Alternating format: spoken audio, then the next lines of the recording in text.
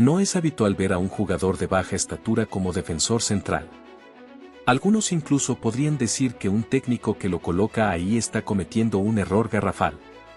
Pero quizás la pregunta clave es, ¿cuán extraordinariamente talentoso debe ser este jugador para destacar en esa posición con su tamaño? Fabio Cannavaro no es especial solo por ser pequeño. No hablamos de Lisandro Martínez o Javier Mascherano. No. Esto es otro nivel. En los años 90 y principios de los 2000, los defensores italianos eran los mejores del planeta. Y junto al mítico Paolo Maldini, considerado por muchos el mejor defensor de la historia, no es exagerado afirmar que Fabio Cannavaro fue el segundo mejor defensor de todos los tiempos. En su apogeo, era una auténtica pesadilla en el campo. Incluso los futbolistas más veloces y los mejores regateadores debían estar en su mejor día solo para esquivarlo en campo abierto. De hecho, un joven Cannavaro logró complicarle la vida al mismísimo Ronaldo el Fenómeno, con toda su estatura, rapidez y técnica refinada. Por eso, en su once ideal de todos los tiempos, Ronaldo, con toda justicia, incluye al pequeño central como muestra de respeto. Cuando era joven, Cannavaro tenía un carácter intenso. Con una competitividad feroz desde sus días como recogebolas en el club de su ciudad, el Napoli, siempre soñó con pisar el césped y hacerse un nombre. Aunque Cannavaro anhelaba un rol más destacado con el balón o jugar en posiciones más vistosas como mediocampista o delantero, un día, durante un entrenamiento, su entrenador lo apartó y le dijo: «Fabio, te quiero como defensor». Esto lo desconcertó y frustró. Sabía que era bajo incluso para su edad, pero, afortunadamente, comenzó a canalizar esa agresividad y a disfrutar dando el 110% en la defensa. No hay mejor ejemplo de su intensidad, habilidad y hasta cierto atrevimiento que cuando ascendió al primer equipo del Napoli. En su primer entrenamiento con los profesionales, el joven Cannavaro se lanzó con un tackle impresionante contra nada menos que la estrella del club, Diego Armando Maradona. Fue un desafío físico, pero limpio. Sería como si un adolescente subiera al primer equipo del Barcelona en los 2010 y decidiera ir con todo contra Lionel Messi, arriesgándose a lesionarlo en un entrenamiento. El equipo quedó en shock total. Comenzaron a presionar y reprender al joven por su audacia y agresividad innecesaria. Pero fue el propio Maradona quien calmó las aguas, dijo que no había problema y le pidió al chico que siguiera jugando a su estilo. Cannavaro quedó sorprendido por la humildad de la superestrella. Le pidió sus botines a Maradona y, desde ese día, decidió no jugar con arrogancia, sino dirigir esa intensidad de forma controlada. A partir de entonces, Cannavaro empezó a construir su reputación, no solo por su estatura inusual y su posición, sino por su talento auténtico.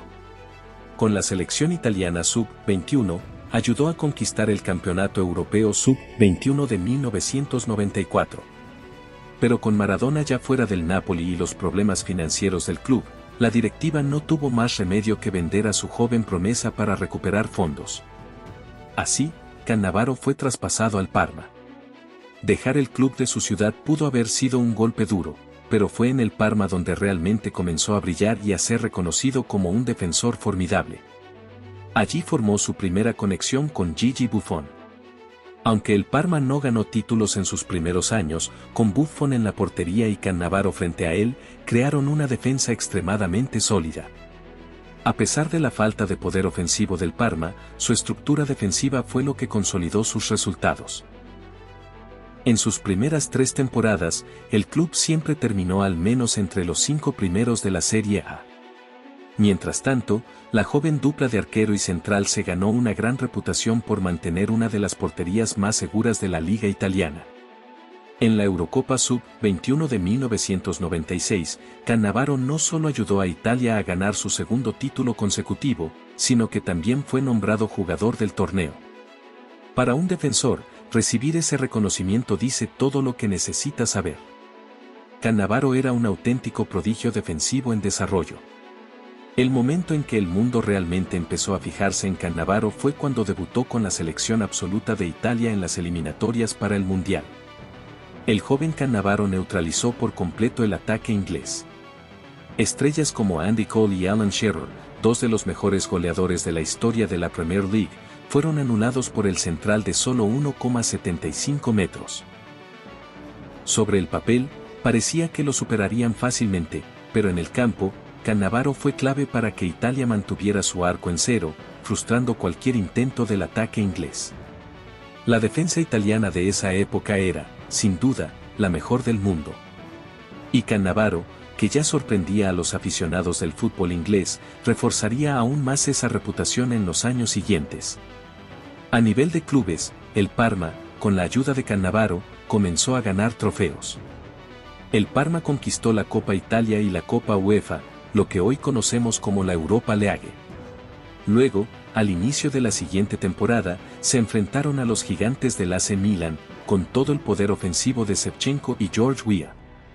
Gracias a una actuación espectacular de Cannavaro, el Parma levantó la Supercopa de Italia de 1999. En defensa abierta, algunos incluso dirían que Cannavaro superaba a Maldini. Sí, era más bajo y no tan robusto, pero su menor estatura le daba un centro de gravedad más bajo, lo que le permitía sacar ventaja en duelos contra delanteros más grandes. No hay que equivocarse, Cannavaro era muy fuerte para su tamaño. Además, era notablemente más rápido que Maldini. En ese momento crítico en que un defensor es superado, tener esa agilidad extra para recuperar la posición puede marcar la diferencia entre ganar o perder el balón. En cuanto a posicionamiento y lectura del juego, Cannavaro era como un sabueso. Su prioridad, antes incluso de marcar al rival, era evitar que recibiera el balón. Pero cuando debía intervenir, lo hacía con maestría, ya fuera en un duelo 1 contra 1 o como apoyo defensivo. Sus entradas deslizantes eran precisas, limpias y devastadoras. Si Cannavaro decidía marcarte, no ibas a pasarlo bien. Su precisión en las entradas era tan elite que sabía exactamente cuándo quitar el balón de forma óptima. Mientras que muchos defensores malos simplemente extienden el pie y son superados, Cannavaro era paciente. Esperaba el momento justo después de un cambio de dirección o un regate del rival. Por supuesto, ningún método defensivo es infalible al 100%. Pero esto hacía que sus entradas tuvieran un porcentaje de éxito mucho mayor. Sin duda, su esfuerzo y resistencia superaban a los de Maldini, lo que le permitía presionarte durante los 90 minutos y obligarte a darlo todo solo para intentar superarlo. Si Cannavaro hubiera sido más alto, probablemente lo consideraríamos hoy el mejor defensor de la historia. Porque cuando se trataba de defender, Cannavaro no solo jugaba al fútbol, jugaba al ajedrez. Finalmente, Cannavaro fue fichado por la Juventus, donde ganó 2 títulos de la Serie A, los únicos campeonatos de liga que logró en Italia. Sin embargo, poco después, la Juventus quedó envuelta en el escándalo de Calciopoli, una serie de controversias que involucraban al club, al fútbol italiano y su relación cuestionable con los árbitros, resultando en decisiones favorables para ellos, algo similar a lo que supuestamente hizo el Barcelona en los 2010. Esto empañó un poco el legado de Cannavaro, ya que fue la única vez que tuvo éxito en la Serie A, y no ayudaba que, con la selección italiana, más allá de la sub-21, Cannavaro no estuviera logrando grandes cosas. En el Mundial de 1998, Italia cayó en penales ante el eventual campeón, tras una batalla intensa en la que Cannavaro terminó con un corte en la frente y jugó con una máscara. En la Eurocopa 2000, Italia llegó a la final, pero se enfrentó a una Francia liderada por un Zidane en su prime y perdió 2-1. En el Mundial de 2002, Italia fue eliminada en un partido polémico contra Corea del Sur. Tras esa derrota, Maldini se retiró del fútbol internacional y el brazalete de capitán pasó a Cannavaro. Pero en 2006, Cannavaro recordó al mundo por qué era uno de los mejores defensores de la historia. En Italia, ganó 2 veces consecutivas el premio al mejor defensor de la Serie A y fue nombrado el mejor futbolista del año de la Serie A. Sí, un defensor ganando el premio al mejor jugador de la liga, algo extremadamente raro. Cannavaro fue un auténtico titán en la defensa de la Juventus, ayudando al equipo a ganar la Serie A en la temporada 2005 a 2006.